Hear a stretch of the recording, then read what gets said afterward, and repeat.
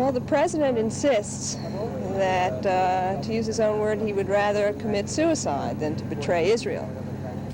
Yesterday's reassurances notwithstanding, President Carter's support among major Jewish organizations has been badly eroded. In fact, enormous political pressure is still being brought to bear on the White House. An angry letter drafted by 2 Democratic congressmen, a letter which speaks of the sense of betrayal in Israel, has been signed by well over 150 members of Congress. It's being sent to the president. A massive letter writing and cable campaign is in the process of being organized. Jewish leaders will be told that continuing White House pressure on Israel must be expected, and they are being urged to solicit support among non-Jewish community leaders and opinion makers to counter that pressure. At a meeting of Jewish leaders in New York this past Monday, a war chest was established for the purpose of buying ads in newspapers should the need arise. And indeed, the feeling among Jewish leaders remains that Israel is being sold out, and that none of the substantive issues which aroused the firestorm of Jewish anger over this past weekend has been resolved. This is Ted Koppel, ABC News at the White House.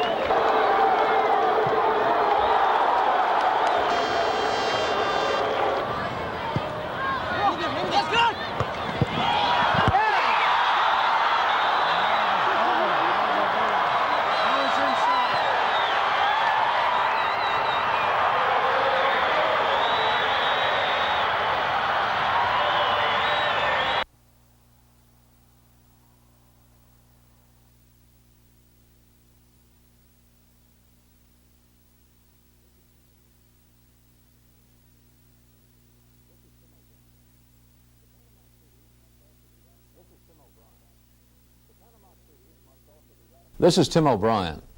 The Panama Treaties must also be ratified in Panama by Panamanians who will vote on them later this month in a general election.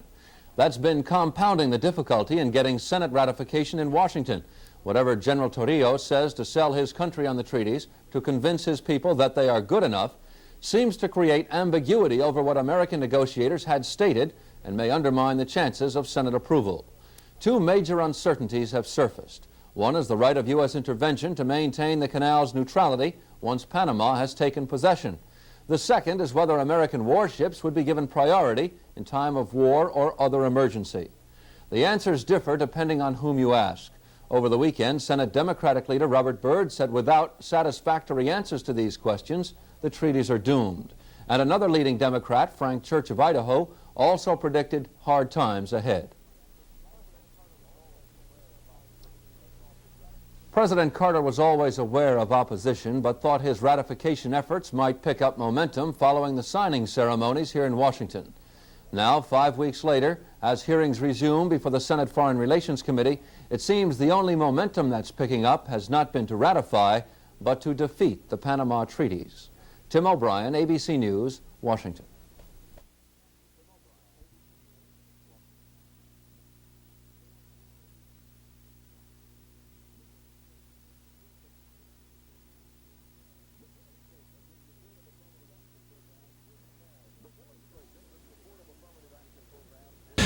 The demonstrations in support of affirmative action programs were small compared to the magnitude of the case argued before the court. The justices first heard Archibald Cox argue minorities need special help to reach the ranks of the professions. He said there is no alternative to affirmative action programs. U.S. Solicitor General Wade McCree said he wants the Bakke case reversed. McCree said the 14th Amendment, which guarantees equal treatment for all, justifies affirmative action programs. He said it's necessary to permit persons held back to be brought to the starting line. Ronald Colvin, representing Alan Bakke, argued he had rights under the 14th Amendment too. Colvin said Bakke had been denied admission to medical school because space had been made for minorities. As a white, he said, Bakke had been discriminated against by what he His scores called on the medical a admission test quota-happy in the university. top 10%. After the session broke But up, Davis the only attorneys had were careful 100 not seats to in his predict the freshman Supreme class, Court's and eventual 16 decision. were reserved for Colvin minorities. said Alan The Bakke is not program was aimed opposed to at helping alleviating the minorities lingering effects as of long past as the rights of the discrimination, majority even though are the university observed. itself had never been Archibald a part Cox of that said if the discrimination. court upholds the Bakke Because he had case, it qualifications might mean higher the than end most to of the affirmative minority action students admitted in the programs. special program, It Bakke will probably filed be suit late charging December or early reverse next year discrimination. before the This justices morning, announce an their overflow decision. crowd for what could It'll be be one a of the most closely watched important case civil rights because cases affirmative ever. action programs ABC's like the Tom one Jarrell being was inside the contested courtroom have when been the used issues were broadly in argued. education and business in the past 10 years to advance the cause of minorities.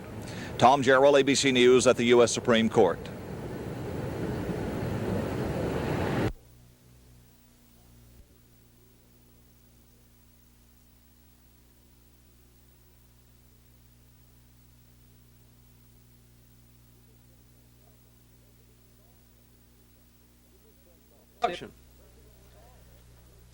This is Ted Koppel. The oil companies apparently President want it Carter all. at his news conference on the subject And we are of the talking about disputed Panama Canal enormous Treaty. amounts of money. Both General Torrijos and I are faced with a difficult political problem. As he described it accurately, to sell the same product in two different markets. The confusion in those different markets focuses chiefly on the word intervention. Is there any limit in the treaties on what the United States can do to maintain free passage through the Panama Canal? No, says the principal U.S. negotiator, Saul Linowitz, although there has been a conscious effort on both sides to steer clear of the word intervention.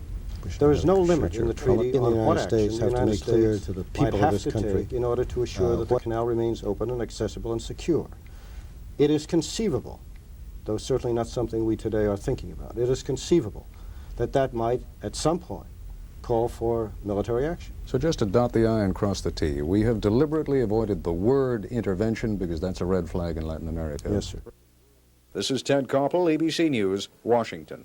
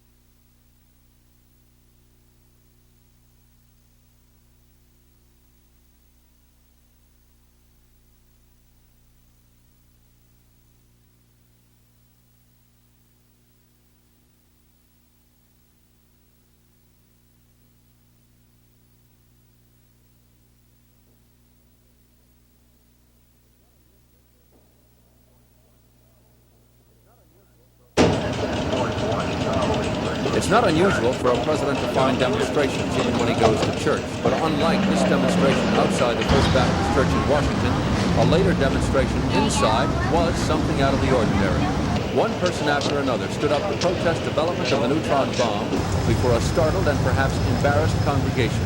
3 men and 2 women were charged with interrupting a religious service, a misdemeanor. Mr. and Mrs. Carter were the only ones not to look at what was happening, but they clearly could hear what was going on. The president seemed unfazed and even waved to some of the demonstrators as he left the church. And when he got back to the White House, he said he understood and appreciated their purpose. They're fine young people, and I agree with their purpose in eliminating weapons, nuclear weapons, not using them. I think they were mistaken in trying to disrupt the church service, but I thought it was handled by the church officials well. Obviously, the Secret Service didn't feel that I was in danger, and neither did I. The neutron bomb is a high-radiation, low-impact weapon, highly effective in destroying life while saving buildings. President Carter believes it could be crucial for the defense of NATO countries, but he has not announced any final decision. The support he needs before authorizing production will be not so much from demonstrators in a church as it will be from presidents and prime ministers in Western Europe. Tim O'Brien, ABC News, the White House.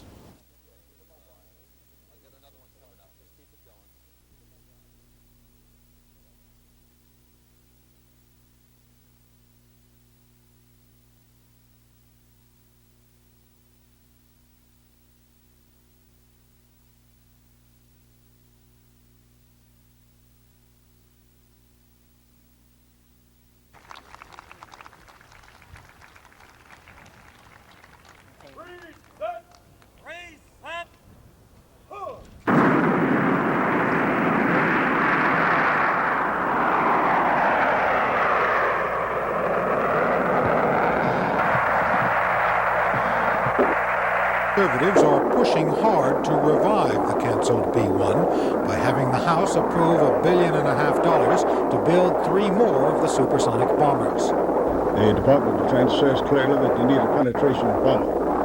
We don't have one. The B-52 is all that we have now. It won't penetrate the modern, sophisticated defenses of Europe.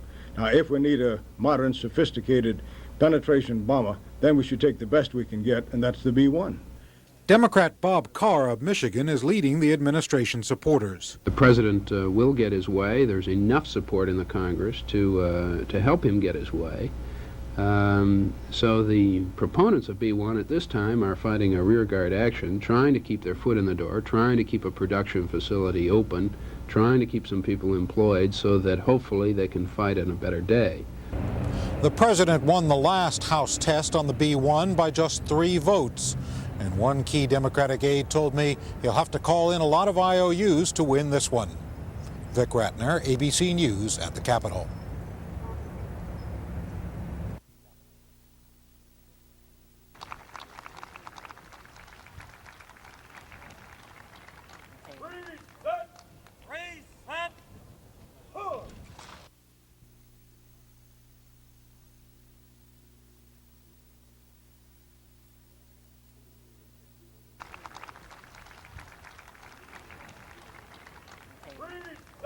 Who have preceded me, certainly I can agree that our goal should be to relieve our present unwarranted dependence.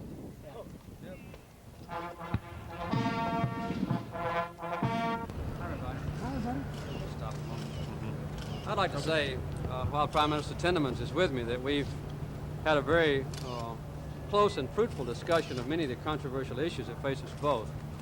Although Belgium is a relatively small nation in size, its influence is tremendous. Items, issues, that excellent discussion with the president of the greatest democracy in the world.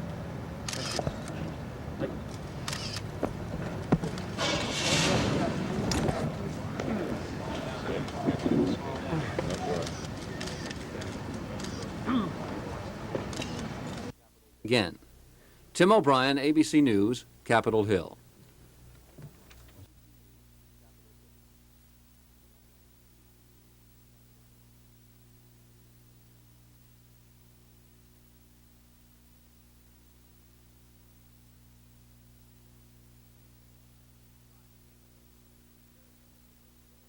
Advice and suggestion from many sources. since such sources have no responsibility for the final end product of this investigation. Those sources could enjoy the luxury of inaccuracy, recklessness, and occasional falsehood, which we who shoulder responsibility cannot afford. The qualities of a good investigation are as elusive and impossible to define as the qualities which mark a gentleman, and those who need to be told would not understand it anyway. The chair recognizes the gentleman from South Carolina, Mr. Spence. Thank you, Mr. Chairman. I want to emphasize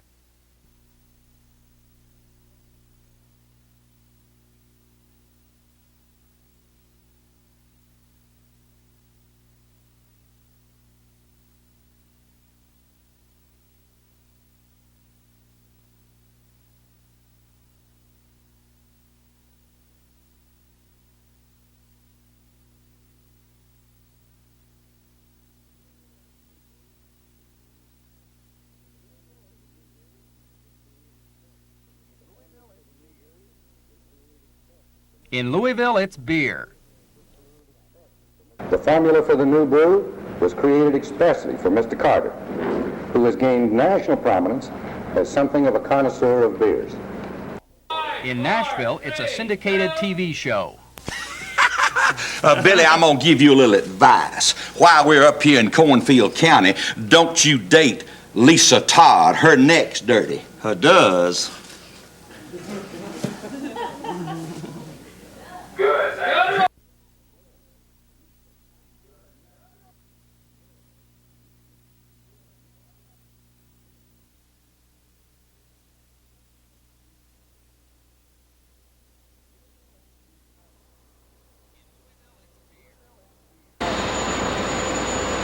Louisville, it's beer.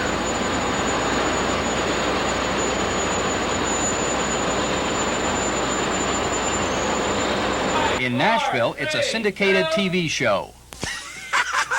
Billy, I'm going to give you a little advice. While we're up here in Cornfield County, don't you date Lisa Todd. Her neck's dirty. Her does. In Boston, it's pizza.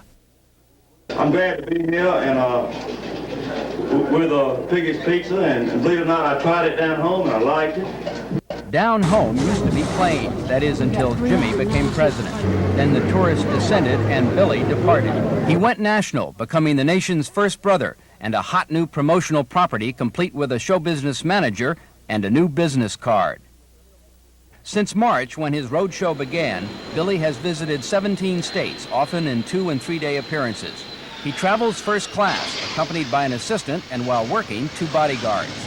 Billy will earn $500,000 this year, far more than the president's $200,000. Billy's fee, depending upon the event, he's paid about $5,000 and more for attending promotions, stock car races, and judging contests like the World Belly Flop Championships in Vancouver, British Columbia, where he joined in. Quiet, please. A little feeling this time, Billy. Here we go. In 5, 4, 3.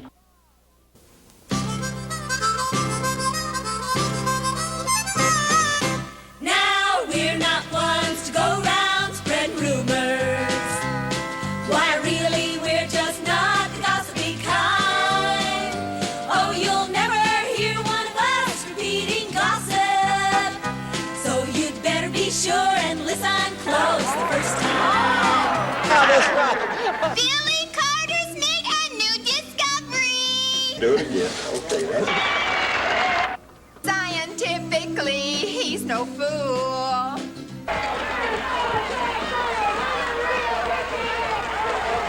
He's learned how to get milk from a peanut. But now he needs a little bitty stool. But I still can't figure out what to do with the outside of a peanut. That's a whole problem. Billy is so busy he has hired an agent, a Nashville promoter named Tandy Rice, who normally handles country and western music stars. I think he's, as Tom T. Hall would say, the poet of the common man. I think everybody I know, including you, has a little Billy Carter in him. Some folks called it Walter Mitty at one time in the past in literature, but I think there's a little Billy Carter in all of us.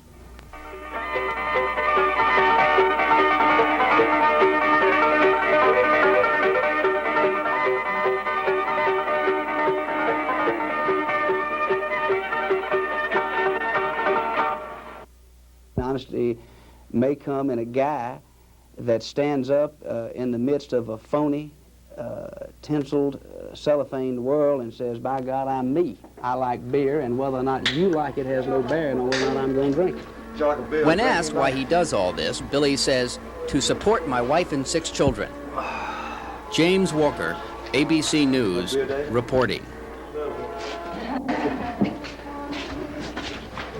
You like to drink fast? Hey, that's fine. You ain't complaining.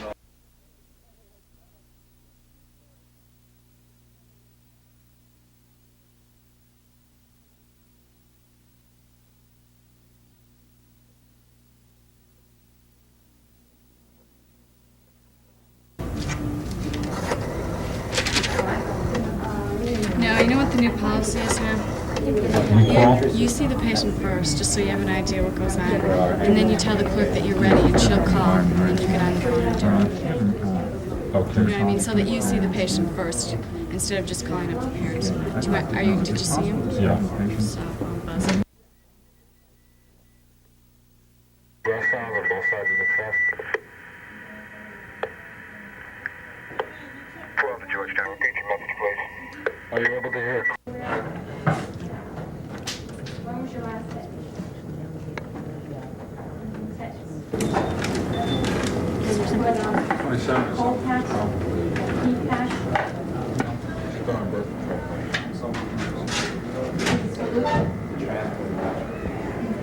No. And is it swelling? Do you elevate your leg? Yeah, elevate that. Have you been doing that? Are you able to hear clear breath sounds on both sides of the chest? 12 to Georgetown. Repeat your message, please. Are you able to hear clear breath sounds on both sides of the chest?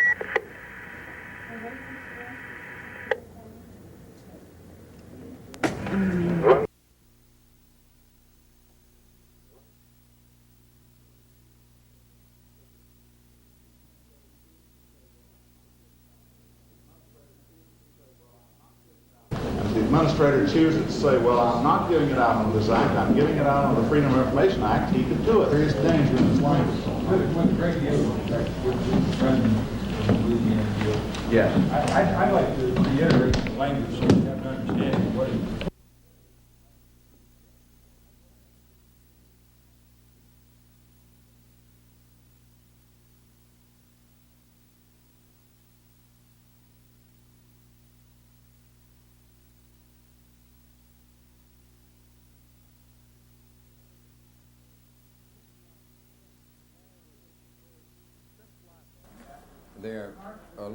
Since last spring, small remote-controlled TV cameras borrowed from police security in the Capitol have been taking pictures in the House chamber, not for the public, but for the members.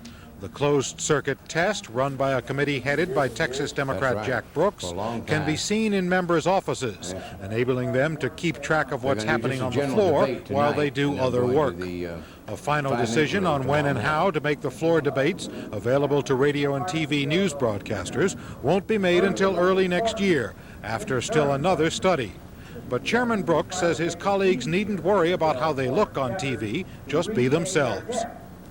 The odds are about 1,000,000 to 1 that they won't use 1 second of what you say. And it would be great if they would use more of what Congress says. But I think it unlikely that they'll use very much. I think they have very little, they have little to fear except fear itself. I don't think anybody's going to pay any attention to most of us. Broadcast coverage of the Congress has been a long time coming. It was first proposed here in 1944. Vic Ratner, ABC News at the Capitol.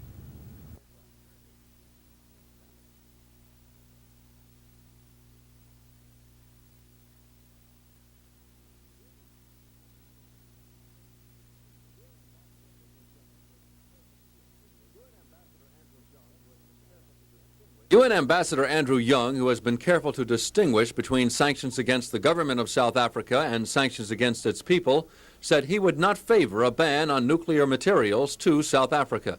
I think practically things have gone too far for that to be a realistic possibility.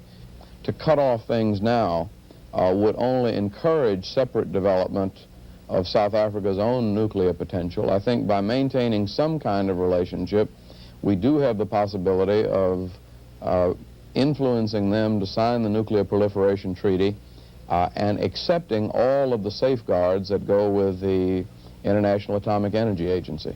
Ambassador Young also suggested other countries may be anxious to aid South Africa militarily if the U.S. doesn't. That point was echoed today by another key administration advisor, Zbigniew Brzezinski, who was appearing on CBS's Face the Nation. I'm saying that the temptations which are inherent in a bitter conflict to take sides, to identify yourself with one side rather than the other, and then thereby to fuel the conflict, may prove too strong to resist. On his return from Camp David tonight, President Carter would not comment on what his aides were saying. But taken together, Brzezinski and Young may dramatize the difficulty involved in supporting UN sanctions against South Africa. Tim O'Brien, ABC News, Washington.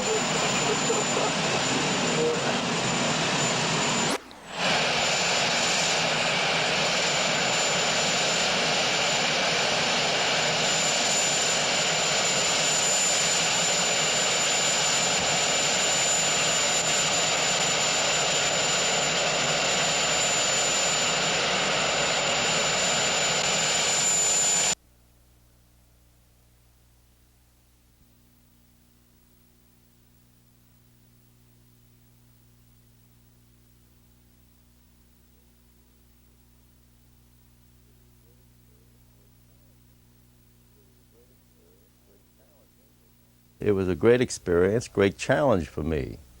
And I always did think, frankly, that it had something to do with my heart attack, which occurred on February the 5th, 1956, 76 rather.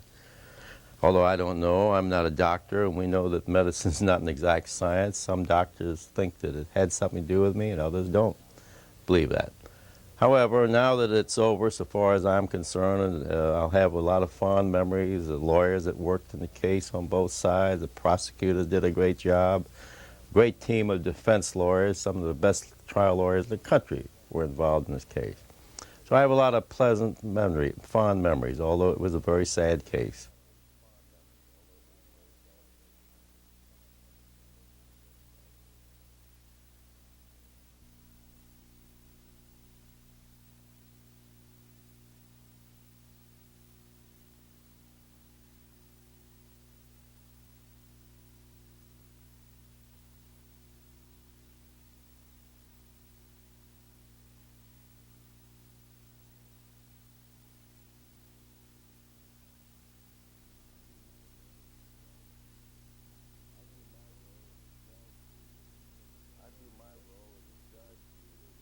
I view my role as a judge who was not only searching for the truth in these cases that I was involved in, but seeing to it or trying to see to it that all of the litigants got a fair trial in the manner in which I understand a fair trial to mean. Of course, it's always difficult sometime in a highly publicized and protracted case to have a perfect trial. There's no such thing as a perfect trial. As Justice Jackson said once on the Supreme Court, a person is entitled to a fair trial, but he can't expect a perfect trial. There's no such thing as a perfect trial. So I just like to view myself as another judge, another obscure judge that was thrown into this situation, you might say, and it was a wonderful experience. Frankly, I'm glad it's over. So far as I'm concerned, I think when the history is written of this case, maybe 5 years or more, I think as a result of this, we're going to be a much stronger and a greater country as a result of what we've been through. That's how I feel about it.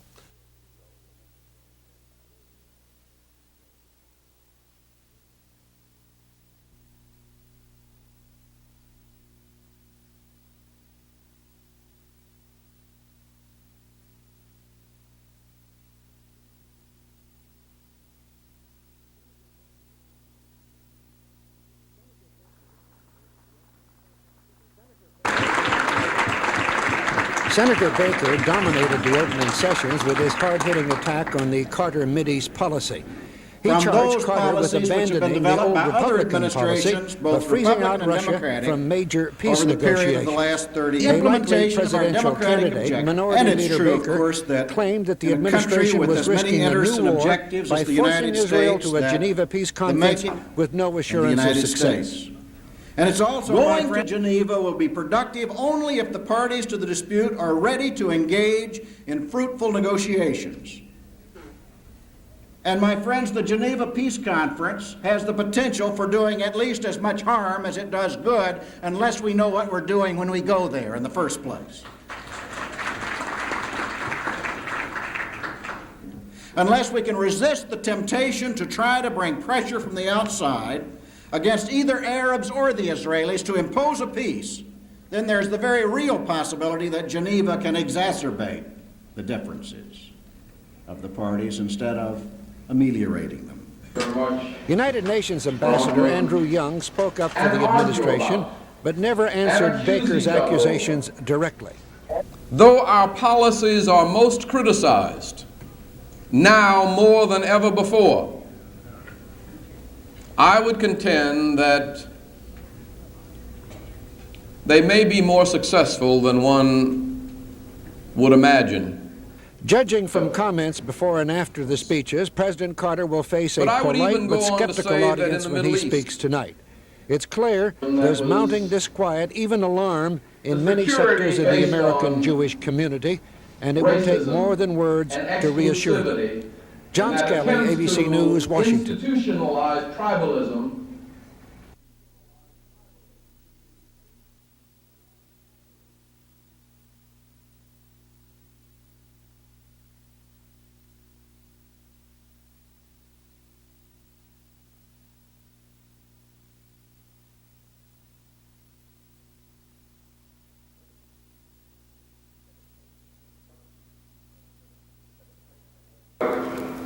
There was such a mismatch. The council will argue. Do you now? No. Okay. Taking place, they're not done in a week later or 5 days later after the event. Well, in some instances, not in boxing, in some for American champion.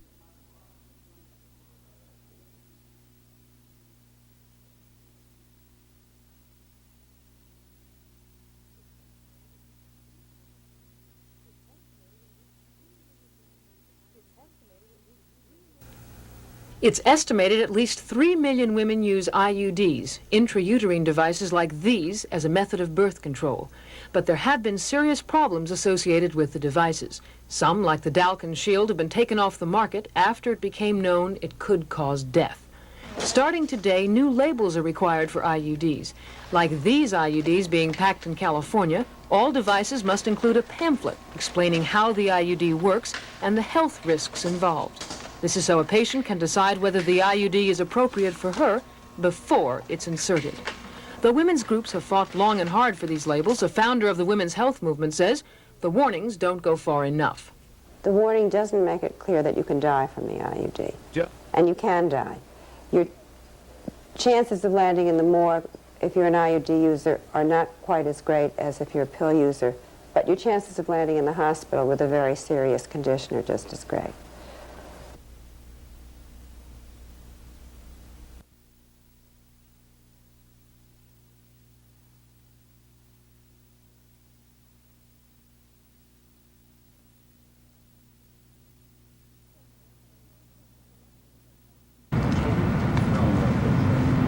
From Capitol Hill came a select group of House and Senate conferees, invited to sit just across the hall to hear not an acerbic speech about the moral equivalent of war or profiteering, but a plaintive appeal to the 200 million American energy consumers who have watched the administration's proposals torn in a political tug-of-war.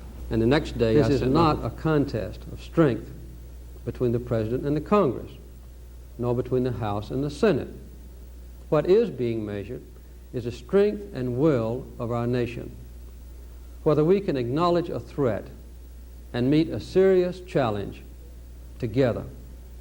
But if we fail to act boldly today, then we will surely face a greater series of crises tomorrow.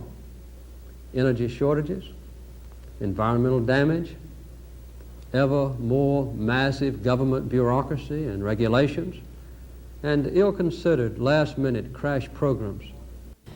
A few steps down the hall, the congressman rendered a split decision, some saying the president's message was effective, some saying no. What the president was doing was speaking to the American people, to let them know the issue, to remind them of the controversy which is here, to remind them of what is at stake in this great controversy in which we're engaged. I was very proud of Jimmy Carter tonight. I don't believe that you can give the same message to the same people over and over again and cause them to realize the significance of the energy shortage without having some kind of program of mandatory conservation, something that strikes home as far as their everyday living habits are concerned.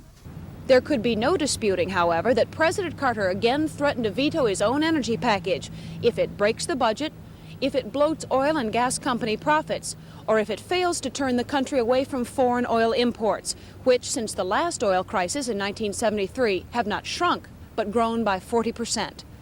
Ann Compton, ABC News, the White House.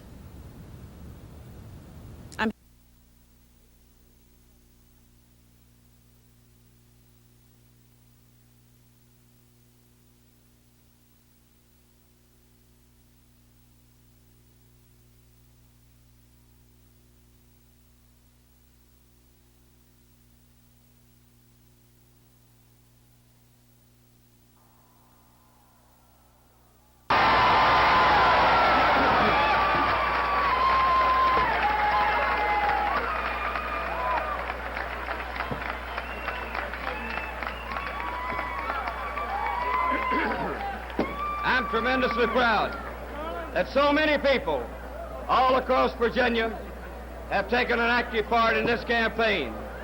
More people have been involved in this campaign than in any campaign in the history of the Commonwealth of Virginia, and many of you are here in this room tonight.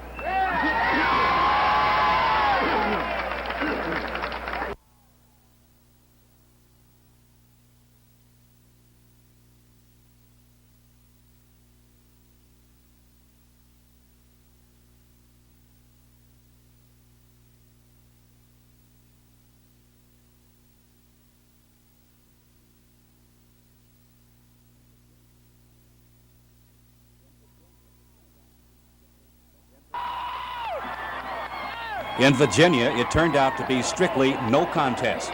Millionaire John Dalton, conservative, opponent of collective bargaining, supporter of right-to-work laws and pay-as-you-go, crushed populist Henry Howell, now a three-time loser for the governor's mansion. In a bitter campaign, Howell had been pictured as fiscally dangerous. Dalton, backed by big business, the utilities, and by what he called the largest volunteer campaign corps in Virginia history, including actress Elizabeth Taylor, overcame even the vigorous campaigning for Howell by President Jimmy Carter. Howell was still fighting even as he conceded defeat. I think the General Assembly knows the Democrats have got to stand up for the people. I'm asking them to meet and caucus within 30 days. And for the first time in the history of Virginia, to come up with a Democratic legislative program and send the word to John Dalton on the third floor before he gets there. When we started this campaign some 246 days ago, I haven't got much voice left. We said as one of our goals to bring together people of all political persuasions, people who had looked on themselves as Democrats, people who had been Republicans, people who were independent-minded, people who were conservative, moderate, and yes, some liberals. And we've done that tonight, and we're going to continue the good government that has been Virginia's for many years. Bill Matney, ABC News.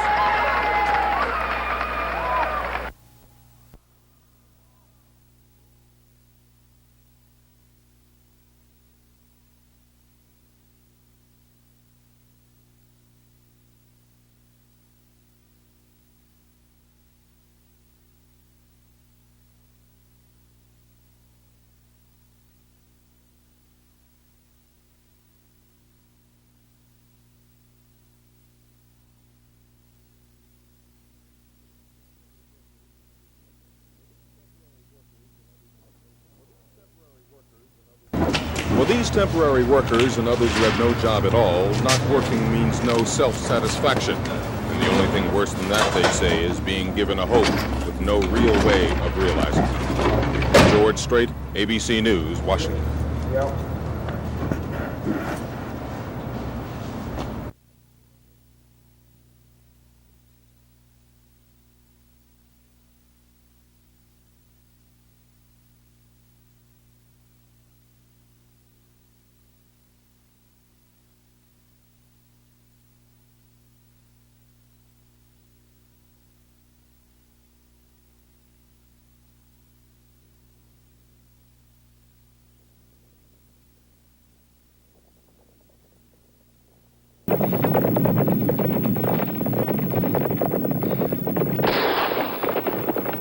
What's the matter with those guys?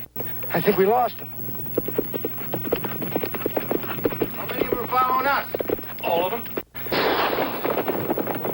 They're very good. Split up.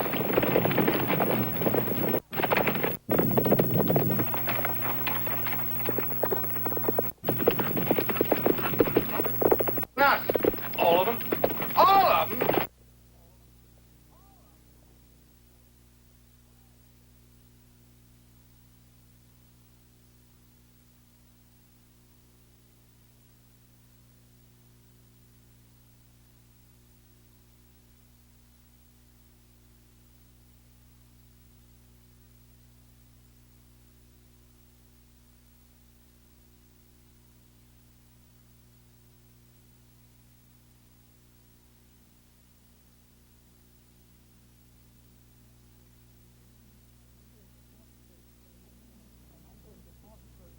Well, I'm going to have a birthday. I don't know that I celebrate it. I don't know how I ever got to that age, but I seem to have gotten there. Georgia O'Keeffe always knew she wanted to be a painter. Her early works tended to be traditional, but she soon found her own style. She likes to paint small things like leaves and flowers, bigger than life size. And the combination of the space and the bones of the Southwest has inspired a whole series of paintings. I had been collecting those bones for quite a while, and I had a pile of them like this on the portal. And one day I just happened to, I knew I was going to paint them, but I didn't know how, and one day I picked one up and I held it up, and there was the blue coming through the hole in the pelvis, and I thought, well, that's it. Georgia O'Keeffe refuses to have people around when she paints, or most any time, but she did come to a reception at the National Gallery. Here she viewed pictures of herself as a younger woman, taken by her famous photographer husband, Alfred Stieglitz. Her paintings hang in galleries around the world, and she says the main inspiration for them comes from within her head. And how does she feel about all this fuss on her birthday? Well, I think it's sort of funny. Why? Well, I'm just a very ordinary person. Do you believe that? Certainly. I'm much more ordinary than most. Georgia O'Keeffe said, I had the idea of filling a space in a beautiful way. As an artist, as a person, she's succeeded. Margaret Osmer, ABC News, Washington.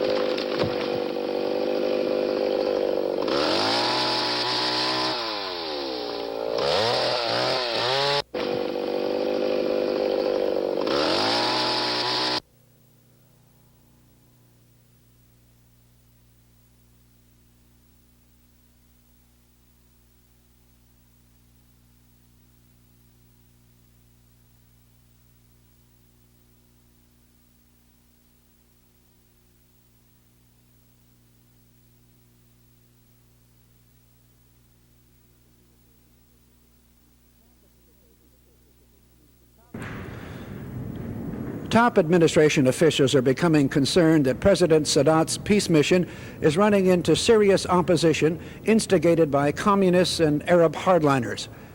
These mounting protests don't appear strong enough at this stage to stop the trip, but they darken the optimistic glow about what Sadat can hope to accomplish. Because of this added protest, President Carter spoke up today for the second day in a row to praise Sadat's daring initiative. I hope that the trip goes through. I believe it has good potential to open up the Mideast for general discussion. Behind the scenes, it's recognized that the unexpected resignation of Sadat's foreign minister unexpectedly reinforces his enemies. The bitter protests from Iraq and Libya were expected, but officials were disturbed today that for the first time, Yasser Arafat, the Palestinian leader, spoke up to condemn the trip. Adding to the concern are signs that Moscow has ordered an all-out propaganda offensive to brand Sadat a betrayer of the Arab people. All of this seriously complicates Sadat's task in Jerusalem. When he speaks now, he must address not only his Israeli adversaries, but skeptical Arabs as well, hoping to convince all that his trip was not a grandstand ploy, but a serious step on the road to peace. This is John Scali, ABC News at the State Department.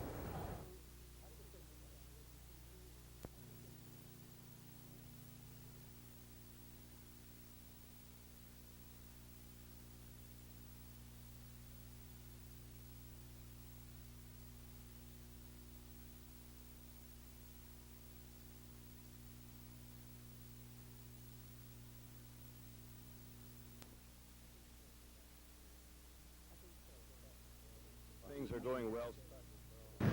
I think so. The fact that President Sadat would be courageous enough to go to Israel will transform, I think, the Middle Eastern peace prospects, regardless of the outcome of this particular visit.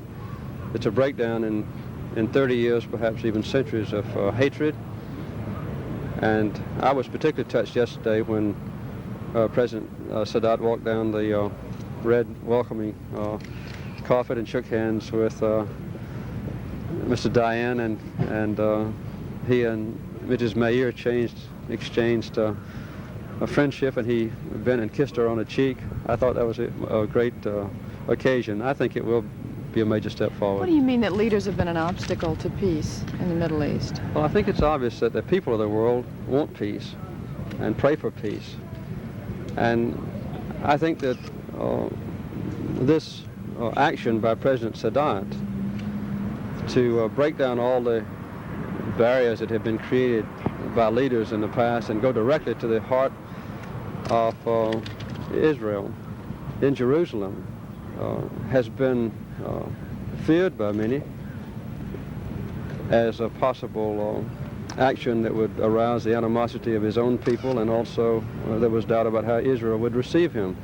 But the overwhelming gratitude and excitement that now exists in Israel and in Egypt shows that the people were ready for it, and it was just the reluctance of leaders to take this momentous step that was an obstacle. And I have talked to all of the leaders in the Middle East, both the presidents, the kings, the prime ministers, and the foreign ministers, and I know from personal experience that they genuinely want peace.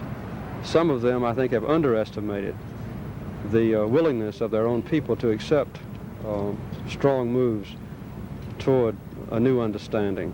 And I think that Sadat and Begin will show today that the two nations that have constantly been at war with tremendous suffering, whose leaders have only been separated by a 30-minute plane ride, have responded well. I think the Syrians have perhaps been the most difficult, and because they're in the most difficult position. They are a nation that's relatively small in size and not nearly so great as Israel or Egypt in military strength, but they are the tie between the more moderate Arab world and the Arab world that still is perhaps most radical. In a strange way, they've become the spokesman for others who don't want to see such immediate steps made to recognize Israel. President Assad, with whom I met in Geneva this past this past spring, I think genuinely wants peace, but he has become kind of a spokesman in a strange way for some of the more radical Arab leaders who don't yet want to move. And I think that this might very well break down that barrier to peace that has existed for so long. Also, I think it's obvious that President Assad doesn't want to see Syria left out of the future negotiations. They fear that Egypt and Israel will negotiate a bilateral peace agreement to the exclusion of other Arabs. And this is something that neither Sadat wants, nor I, nor Prime Minister Begin. And I think that once this meeting is over, if it is successful, and I pray that it will be, then this threat that the rest of the Arabs see in being abandoned by the strong nation of Egypt will be removed. And you think it will make Geneva more possible? I think so. Thank you very much, Mr. President. President Carter here at the First Baptist Church in Washington, having participated in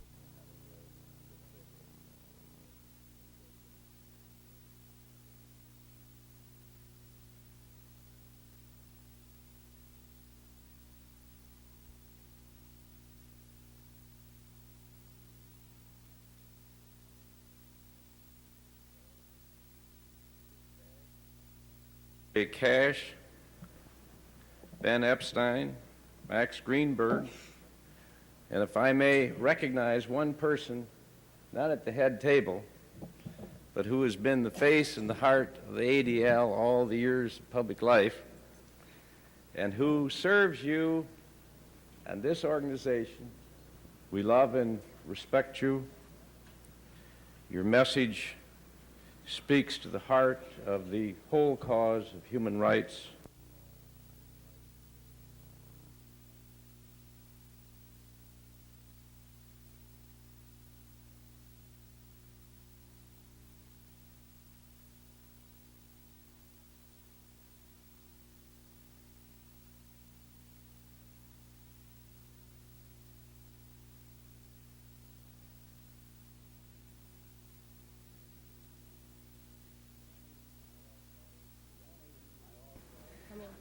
I also The present to honorees you could not the be there. Joseph Physicist Medal, Andrei Sakharov, unwilling to leave which says, Moscow, Joseph lest he not Prize be for able to Human return Rights to continue his Anatoly fight for human Sharansky rights. by the Anti-Defamation Anatoly League of the Sharansky, Nebrith, in a Russian on prison behalf for of the championing Joseph the right of Foundation in Soviet memory Jews to of immigrate to Israel. IS and But Sharansky's wife was there. Help me to have my husband free and well in Israel.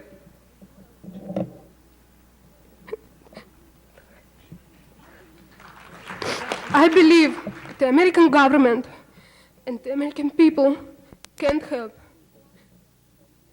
must help, and please help. Thank you.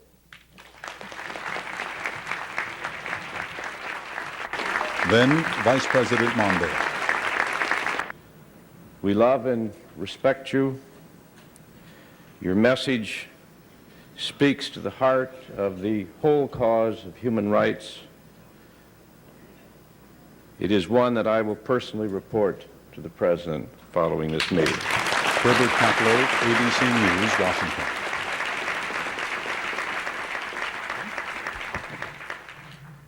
Dr. Drell.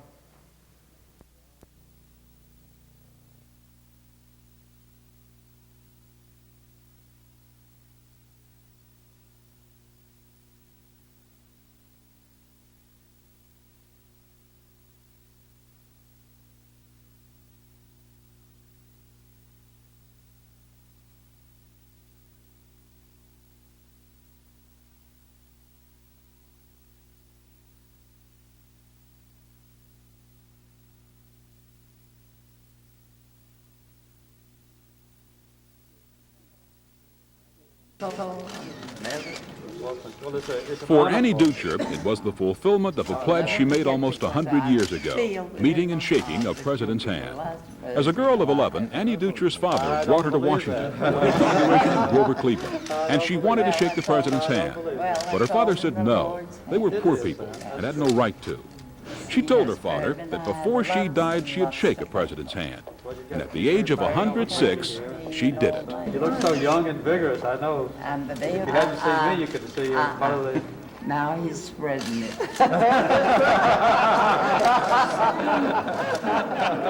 On the day of the election, I had a terrible cold. I was supposed to stay in bed.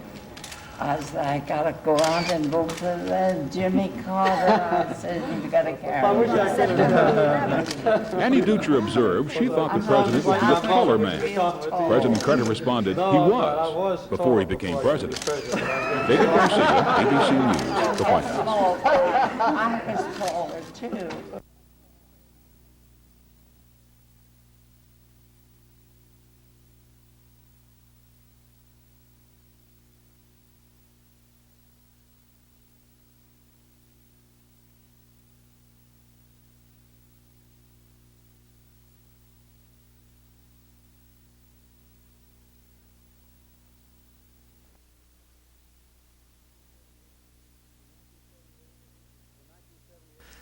In 1978, there will be substantial tax reductions. And combined with that will be an adequate proposal for tax reform. I spent several hours this week going over the details of our tax reform package. We can't conclude that analysis until we know what will be done on energy and Social Security because they have such a high impact on the tax structure. But there will be substantial tax reductions in 1978 combined with comprehensive tax reform.